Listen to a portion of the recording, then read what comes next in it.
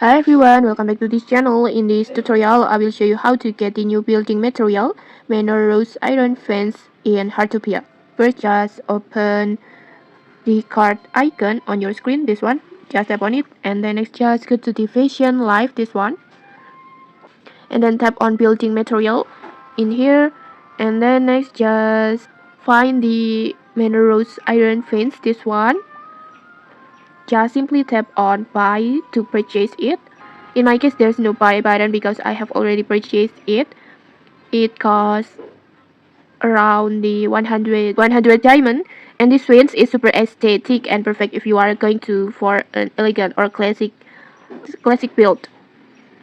Now, how to use it? Enter the build mode. Just enter the build mode, this one, and then solo build.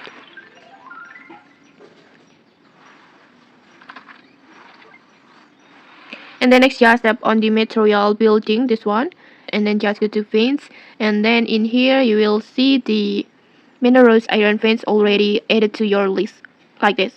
And then just place it anywhere you like, and then just decorate your house that you like. And okay, maybe that's it. It's super easy, right? If you found this helpful, don't forget to like, comment, and subscribe for more tutorials. Thanks for watching, and see you!